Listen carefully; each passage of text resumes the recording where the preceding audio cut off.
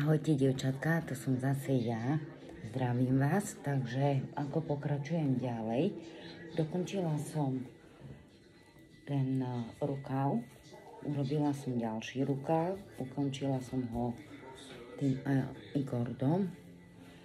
Nahodila som si očka do okola a spravila som si to ukončenie ikordu aj do okola, hej? Čiže tak to bude vyzerať. Potrebujem ho samozrejme pekne dať do pračky na ručné pranie. Dám moher ako prací prostriedok. No a pekne si ho dám vysúšiť. Sušiť sa bude cca 2-3 dni, predsa kým to vyschne. No a čo som vám chcela dnes ukázať, robím k tomu aj opasok, takže tak, rukavy sú voľné, také širšie. Neviem, či mi ostane ešte vlna na vrecka, uvidím, koľko mi pôjde na opasok. Počítam, že mi pôjde 2 klubka také, keďže robím dvojmo a toto leskle, to mám na takom stojane, tiež dobrá vec.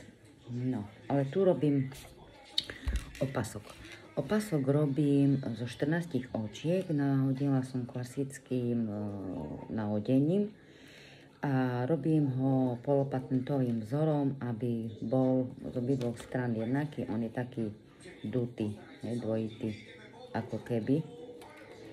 No a polopatentový vzor asi každá vie, jedno hladko, jedno obrátko, jedno hladko. Ukážem vám hoci síce zrkadlovo, ale prvé očko, keď som si nahodila, robila som hladko, obrátko, hladko, obrátko, hladko, obrátko, hladko, obrátko.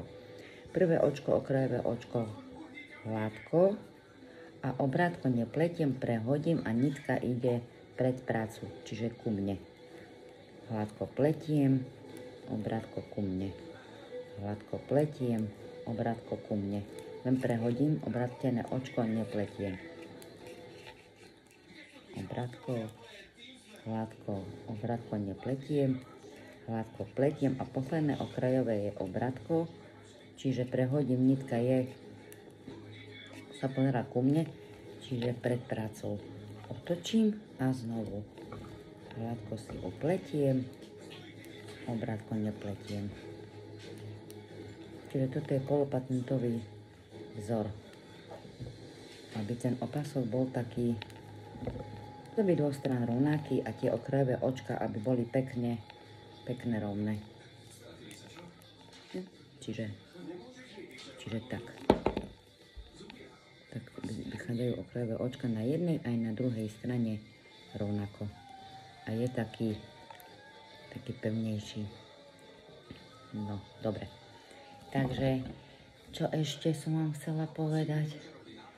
Ani neviem, keď ho dokončím, vysúši sa, tak vám samozrejme ukážem.